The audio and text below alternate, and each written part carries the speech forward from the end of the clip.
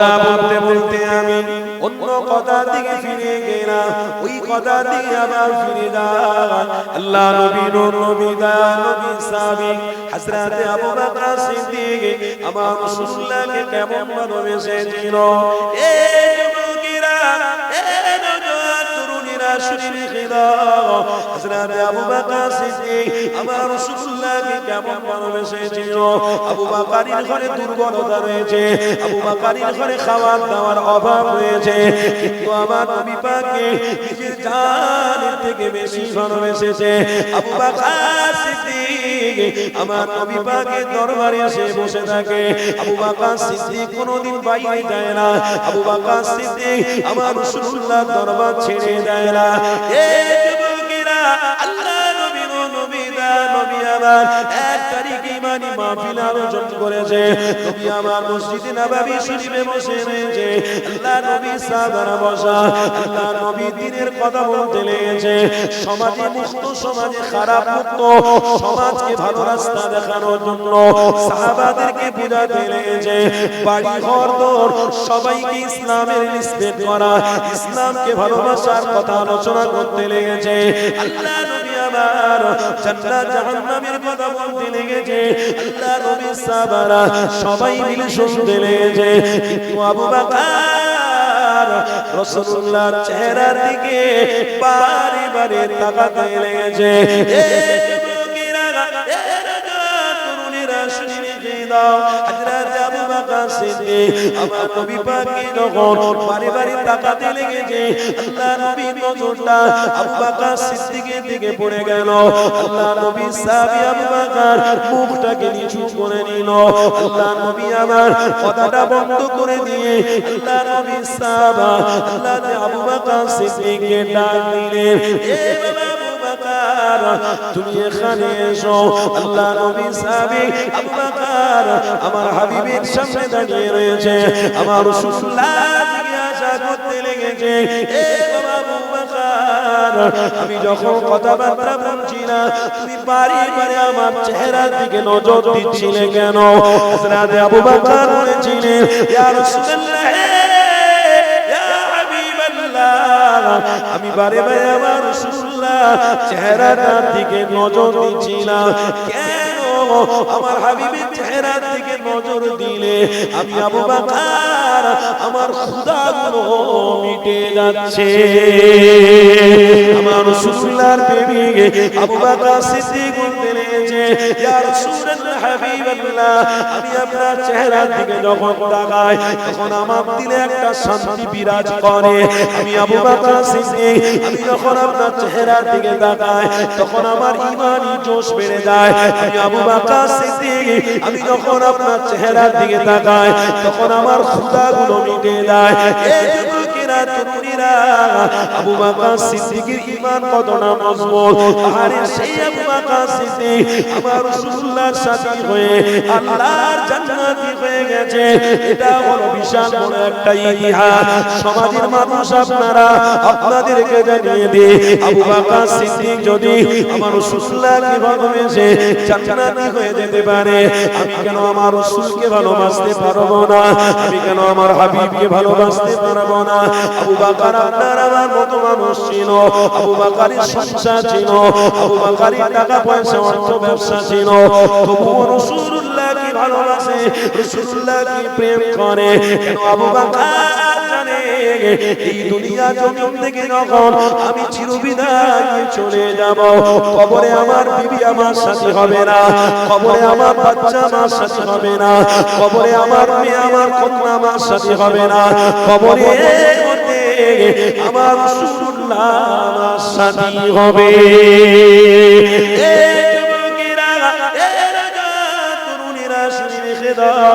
আবু বকর সিদ্দিক আমার রাসূলুল্লাহকে কেন ভালোবাসলো? আবু বকর সিদ্দিক জানে কাল কিয়ামত একটা ঘোষিত হবে, কিয়ামতের দিনে সবাইকে দাঁড়াতে হবে। আমি আবু বকর থাকবো, আর আমার সাহাবারা থাকবে, আর পৃথিবীর মানুষ থাকবে। কিয়ামতের দিনেতে আমার সাথে আমার বিবি হবে না, আমার বাচ্চা আমাকে চিনবে না।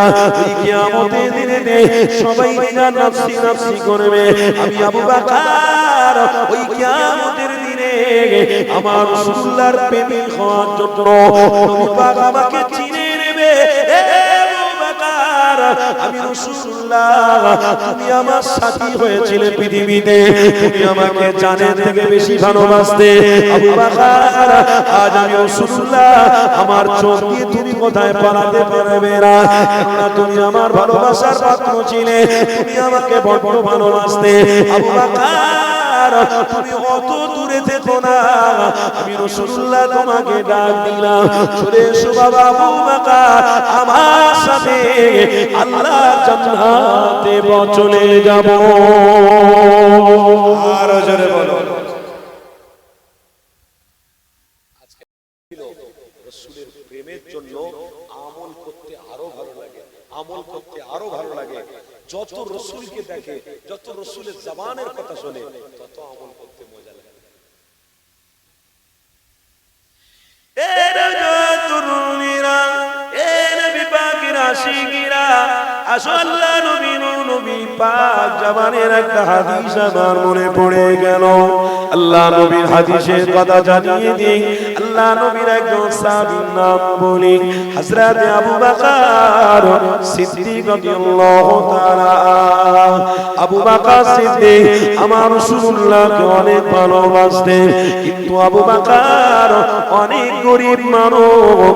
আবু বকরের খাওয়া দাওয়া, আবু বকরের পড়া, আবু বকরের পরন লেহাজ অনেকটাই দুর্বলতা ছিল। আবু বকর সিদ্দিকের খাওয়া দাওয়ায় অনেক অভাব ছিল, কিন্তু আমার নবী পাককে এতটা ভালোবেসেছে, আমার হাবিবের দরবারে আবু বকরকে বসে থাকে।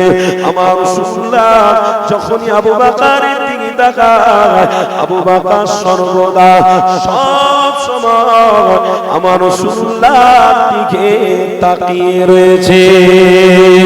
আরো জোরে বলো, কেননা যার দিলেতে রাসূল রয়েছে, সে নবীকে ভালোবাসার কারণে অবশ্যই তার মহব্বতের মানুষটাকে দেখতে পছন্দ হয়। যার দিলেতে প্রেম বসে গেছে, তাকে বারে বারে দেখতে ইচ্ছা হয়। আপনার সাথে আপনার স্ত্রীর যদি প্রেম হয়ে যায়, আপনার স্ত্রীকে বারে বারে দেখতে ইচ্ছা হয়। আপনি যদি কারো নারীকে পছন্দ করেন, মোবাইলে পছন্দ করে আপনি নম্বরে কথা বলেন, এক সেকেন্ড যদি না কথা বলেন, তাহলে আপনার মনটা ছটফট করবে, কেননা ওই নারীর সাথে আপনি প্রেম করেছেন, ওই নারীকে আপনি ভালোবেসে ফেলেছেন। ভালোবাসার কদরটা হলো সম্পূর্ণ আলাদা। এই ভালোবাসা বেসেছে আবু বকর সিদ্দিক, আমার রাসূলুল্লাহকে এতটা ভালোবেসেছে। আবু বকর সিদ্দিক মসজিদে নববী ছেড়ে যায় না। আমার রাসূলুল্লাহ আবু বকরকে জিজ্ঞাসা করছে, বাবা আবু বকর, তুমি কেন তোমার বাড়িতে যাও না? আবু বকর সিদ্দিক জানিয়েছে, আমার হাবিবের দরবারে আমি যত বসে থাকি, আমার দিল, আমার জান শান্তি পায়। আরো জোরে বলো। এখানে একটা কথা আপনাদের জানিয়ে দিই, যদি আপনার আমার সাথে রাসূলের প্রেম থাকে, ইমানি মাহফিলে বসলে আপনাকে আমাকে কোনো কষ্ট লাগবে না। ইমানি মাহফিলে বসে তাইলে আপনার আমার কোনো দুঃখ লাগবে না, কেননা ইমানদারের কাছে সব থেকে গুরুত্বপূর্ণ জিনিস হলো আল্লাহর নবী। নবী পাকের উপরে দরুদ পড়তে মজাই লাগে, নবীর কথা শুনতে আরো ভালো লাগে, নবীর কথা শুনতে আরো আনন্দ লাগে। এখানে আমার ঘরের বাচ্চারা নবী পাকের কথা হয় শুনতে চায় না, তার মানে ওই রকম প্রেম তার মধ্যে এখনো আসেনি, ওই রকম ভালোবাসা এখনো পর্যন্ত তার দিলে বসেনি। এই যুবকেরা, তরুণেরা, যদি ভালোবাসা বসত, একটাও মানুষ মাহফিল থেকে বেরিয়ে যেত না, একটাও মাহফিল থেকে মানুষ চলে যেত না, কেননা নবী আমার সব থেকে শ্রেষ্ঠ নিয়ামত।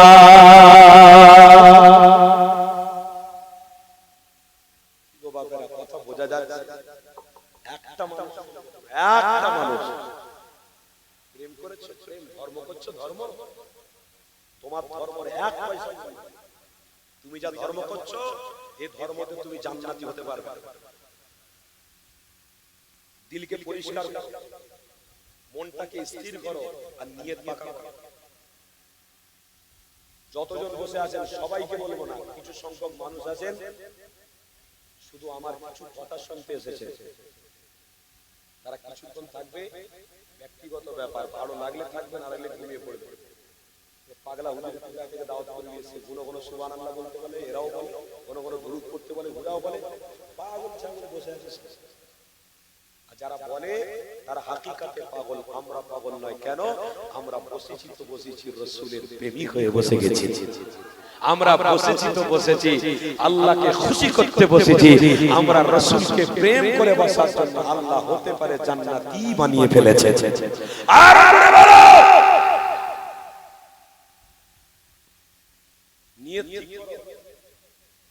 নিয়ত ভালো আছে কারো?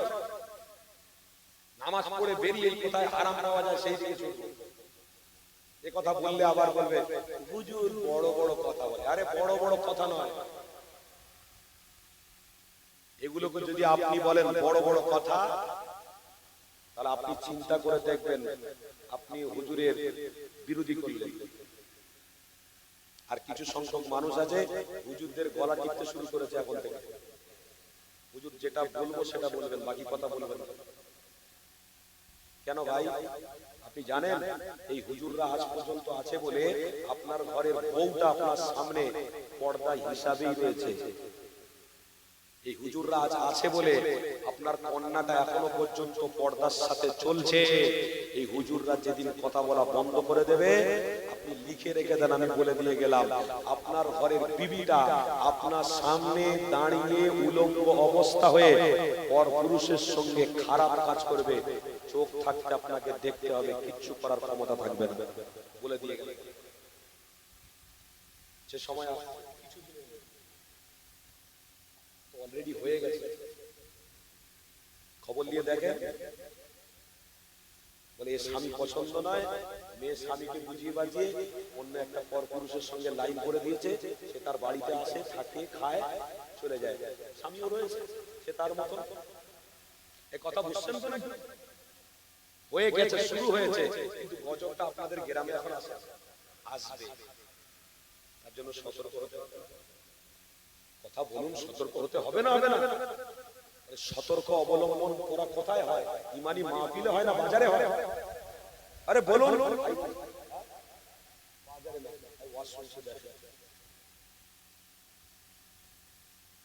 বাজারে সতর্ক হয়, বাজারে ইমান তৈরি হয়, চায়ের দোকানে ইমান তৈরি হয়। ইমান তৈরি কোথায় হয়? মাহফিলে হয়। ইমান তৈরি কোথায় হয়? আল্লাহর ঘরে হয়। জোরে বলুন সুবহানাল্লাহ। বুঝছেন তো? আমি আমার বাপকে কথা বলছি না, আমার বাপকে নিয়ে বলছি না, মানে আমি এ থেকে বুঝতে পারলাম যে আমাদের দিমাগ বসে আছে ঠিকই, কথা কিন্তু অন্যদিকে চলছে। ওই পাখাটা বন্ধ করতে হবে, চলছে কেন? ওইটা ওইটা ওইটা গোয়া গোয়া করে আওয়াজ হচ্ছে, দাও এটাও বন্ধ করতে। ওই পাখা নিয়ে আসো, হাত পাখা নিয়ে আসো, কারো বাড়ি থাকলে নিয়ে আসো, যাও, খুব গরম।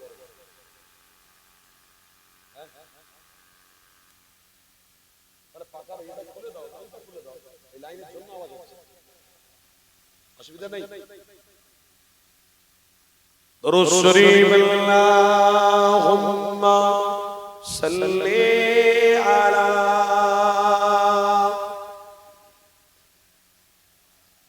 জোরে জোরে পড়েন মাশাআল্লাহ।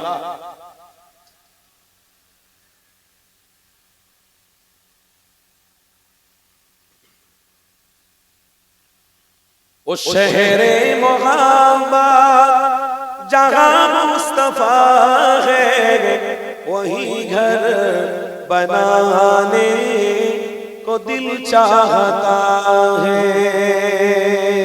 जोरे होबे ना? ओ शहरे मोहब्बत जहां मुस्तफा है, वही घर बनाने को दिल चाहता है।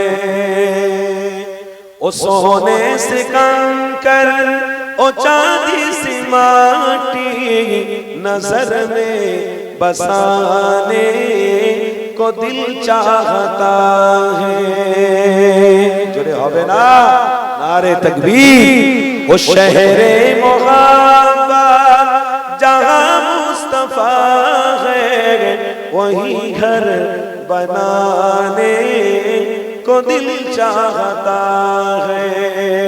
ओ सोने से कंकर ओ चांदी से माटी नजर में बसाने को दिल चाहता है। जिहादे मोहब्बत की आवाज गूंजी कहाँ हम जलाने ए दुल्हन से अपनी। जिहादे मोहब्बत की आवाज गूंजी कहाँ हम जलाने ए दुल्हन से अपनी। इजाजत अगर दो तो जामे शहादत लबों पे लगाने का दिल चाहता है। चले हाँ ना वो शहरे मोहब्बत जहाँ मुस्तफा है वहीं घर बनाने को दिल चाहता है। अल्लाहुम्मा सल्ले अला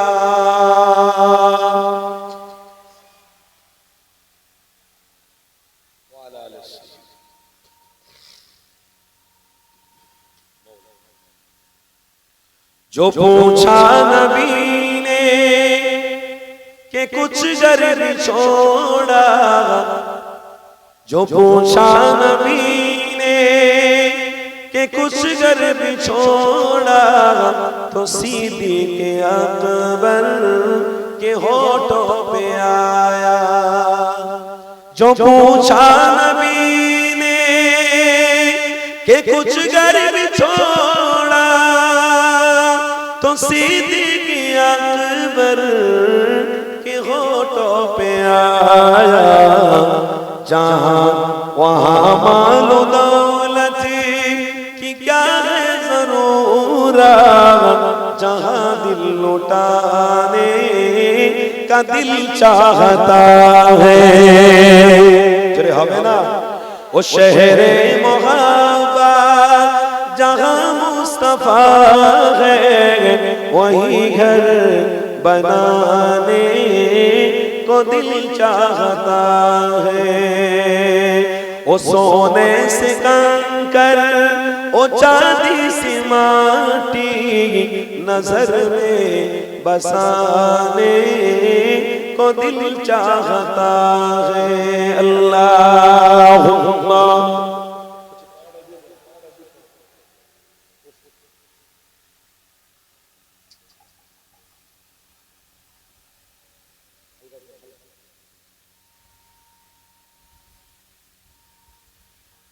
আসেন পরম্পরা আল্লাহ নবীর কথা বলছি না, আমার রাসূলুল্লাহর কথা দিকে আবার ফিরে যান।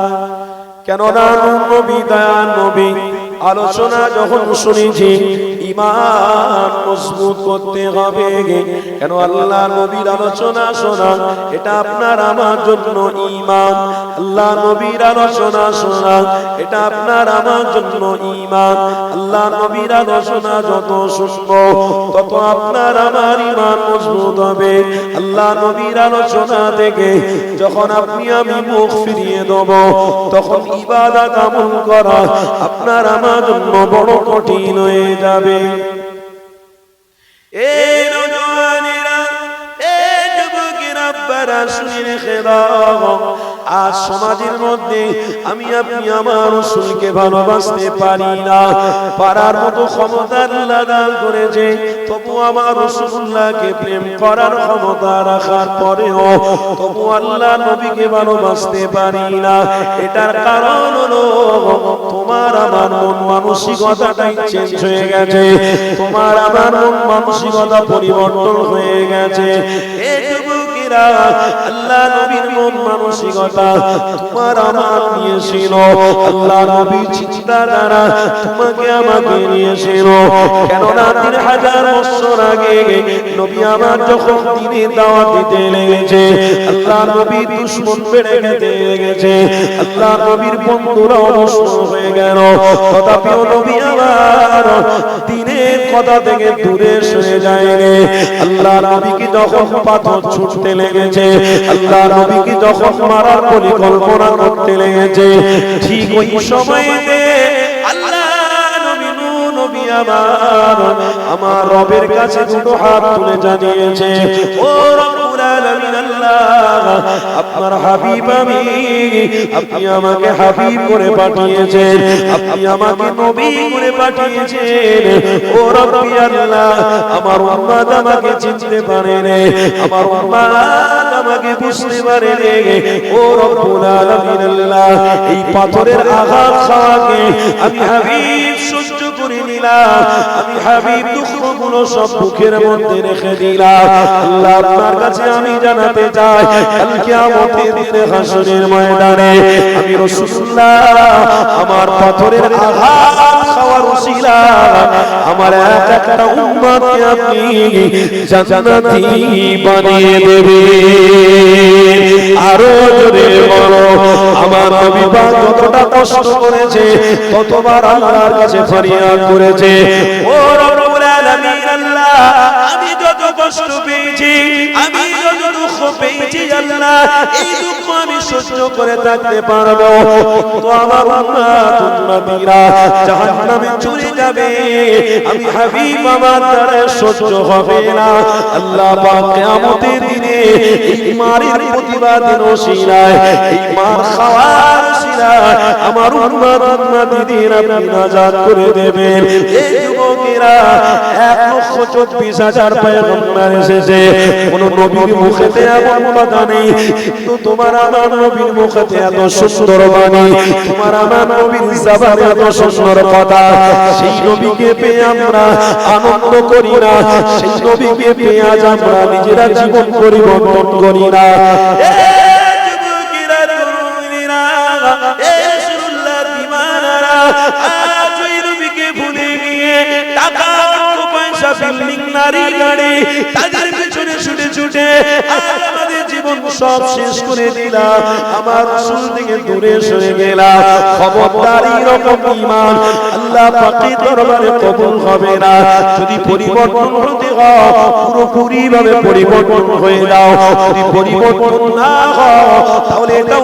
শুনে রেখে দাও তোমার আমার সাথে আল্লাহ নবীর কোন রকম সম্পর্ক থাকবে না কবরেও সম্পর্ক থাকবে না কিয়ামতের দিনেও কোনো সম্পর্ক থাকবে না নবী আমার তোমাকে দেখে মুখটা ফিরিয়ে নেবে আল্লাহর কাছে তোমার জন্য কোনো সুপারিশ করবে না কেননা তুমি নবীর প্রেম রাখনি তুমি নবীকে ভালোবাসনি এই যুবকেরা তরুণীরা তোমাকে আমাকে আল্লাহ নবী কতটা ভালোবেসেছে আল্লাহ নবী কতটা প্রেম করেছে এই যুবক আজ পৃথিবীর জমিনে আমরা আল্লাহ নবীকে ভুলে গিয়ে নবীর দেখানো রাস্তাকে ছেড়ে দিয়ে আর শয়তানি রাস্তাকে দূরে ফেললাম এই যুবকেরা শুনে রেখে দাও এই রাস্তাতে তুমি কোনোদিন কামিয়াবি হবে না তোমার আমার নবী নূর নবীর ভাষাটা দেখো তোমার আমার নবী নূর নবীর কথাবার্তাটা দেখো এই যুবকেরা আল্লাহ নবীকে যখন বন্ধুরা মানতে লেগেছে আমার রাসূলকে যখন আঘাত দিচ্ছে আমার রাসূলকে যখন মেরে ফেলে দেওয়ার পরিকল্পনা করছে আমার নবীর মনটা বড় খারাপ হয়ে গেল আল্লাহ নবী আমার মসজিদে নামা মসজিদে কাবা শরীফে বাইতুল্লাহ হাতিমে কাবার পাশে আল্লাহ নবী আমার চুপ করে বসে রয়েছে নবী পাকের মনটা বড় খারাপ আমার আল্লাহ পাক জানিয়ে দেয় হে আমার জিবরাইল নে আমার হাবিবের মনটা বড় খারাপ কেন তুমি যাও আমার হাবিবকে দেখতে আমি চাই না আমার হাবিবের মনটা খারাপ আমি দেখতে পারবো না জিবরাইল তুমি চলে যাও আমার হাবিবকে জানিয়ে দাও চিন্তা করো না ভাবনা করো না আমার আল্লাহ 70,000 পর্দা তুলে আপনার সাথে ডাইরেক্ট দিদার দেবে বলেছে। যা বড় নবী আলাইহিস সালামকে দেয় রে, আপনার আমার নবীকে আল্লাহ দান করেছে। তাহলে এখানে বোঝা গেল নবীকে আল্লাহ কতটা ভালোবাসে। যুবকেরা তরুণীরা আসো আরেকটুখানি এগিয়ে যায়। আল্লাহ নবীর নবী দয়ার নবী আবার কষ্ট পেয়েছে, দুঃখ পেয়েছে। আল্লাহ নবী নিজের লোক, নিজের ঘরের ফ্যামিলির বাচ্চারা আমার নবীকে আঘাত দিতে লেগেছে, আমার নবীকে কষ্ট দিতে লেগেছে। আল্লাহ নবী দুঃখ পেয়ে কষ্ট পেয়ে মসজিদে মন করে হারাম বাইতুল্লাহ শরীফের পাশে আমার নবী পাক চুপ করে বসে রয়েছে। আল্লাহ নবীর মনটা বড় খারাপ হয়ে গেছে। হযরত জিবরাইলকে আল্লাহ পাঠিয়ে দিল, ও ফেরেশতা জিবরাইল যাও, আমার হাবিবের মনটা বড় খারাপ। কেন খারাপ জিবরাইল? তুমি একবার যাও, কেননা রাসূলুল্লাহর মন খারাপ হলে আমি আল্লাহ সহ্য করতে পারি না। আমার হাবিবের মনটা খারাপ হলে আমি আল্লাহ আমার সহ্য হয় না। আমার নবীকে গিয়ে বলো কিসের জন্য মন খারাপ। জিবরাইল ফেরেশতাকে বলতে লেগেছে, হাবিবকে মন খারাপ করতে মানা করো।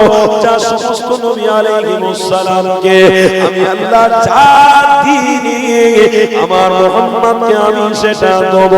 জিবরাইল তুমি নিয়ে যাও তওবা। হযরত জিবরাইলকে আমার আল্লাহ একটা তওবা দান করে দিল। কোরআনের মধ্যে আল্লাহ জানিয়েছে, ইন্না আ'তাইনাকাল কাউসার ফাসাল্লি লিরাব্বিকা ওয়ানহার। কোরআনের মধ্যে রয়েছে আমি কোন নবীকে কাউসার দান করিনি। আমার হাবিবের মনটা খারাপ, আমার হাবিবই আমি আল্লাহ কাউসার দান করে দিলাম।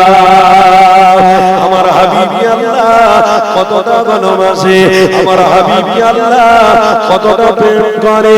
এই যুবকেরা তরুণেরা আমার রাসূলকে আল্লাহ কতটা ভালোবাসে। ওই রাসূলকে ভুলে যেও না, ওই রাসূল থেকে দূরে সরে যেও না, ওই নবী থেকে কোনোদিন মুখ ফিরিয়ে নিও না। আজ থেকে প্রতিজ্ঞাবদ্ধ করো, যতদিন তুমি বেঁচে থাকবে আমার রাসূলুল্লাহকে দিলে নিয়ে মরবো, আমার রাসূলুল্লাহকে প্রেম করতে করতে মরে যাব। এই রকম প্রতিজ্ঞাবদ্ধ করো। আমার মা বোনদেরকে জানিয়ে দাও, তারা যেন রাসূলুল্লাহর প্রেমিক হয়ে যায়। যুবকেরা তরুণীরা, আজ আমার ঘরের মায়েরা, আজ আমার ঘরের বোনেরা রাসূলুল্লাহর প্রেম থেকে অনেক দূরে সরে গেছে। তাই তো মোবাইলের মধ্যে পুরুষদের দেখে দেখে নিজের স্বামীকে গুরুত্ব দেয় না। আমার ঘরের মা, আমার ঘরের বোনেরা মোবাইলে অনেক রকম পুরুষের চেহারা দেখে দেখে, নায়কদের চেহারা দেখে দেখে নিজের স্বামীর উপরে মায়া উঠে গেছে। বাচ্চা কাচ্চা ছেড়ে দিয়ে, সংসার ছেড়ে দিয়ে পালিয়ে যাচ্ছে। আজকে সমাজের রোগ হয়ে গেছে। এই রোগটার জন্য শয়তান বড় আনন্দ পাচ্ছে। কিন্তু তোমরা শুনে রেখে দাও, এই রোগটা যত বাড়বে তোমরা জাহান্নামের দিকে তত এগিয়ে যাবে। যদি রাসূলকে ভালোবেসে আল্লাহকে খুশির জন্য রাস্তা চলো, মনে রেখে দিও আমার আল্লাহ রাসূলকে প্রেম করার জন্য আল্লাহ আপনাকে দুনিয়া আখিরাতে রহমত, নিরাপত্তা এবং আল্লাহ জান্নাতি দেবে।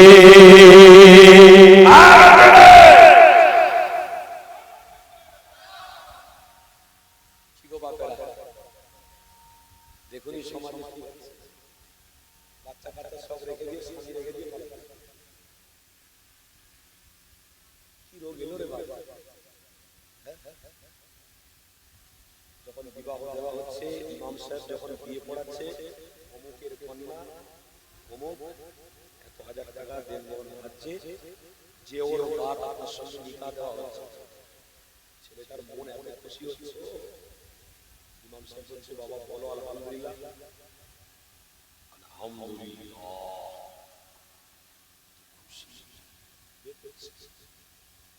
ঠিক বিয়ে হয়ে যাওয়ার 5 বছর 6 বছর পরে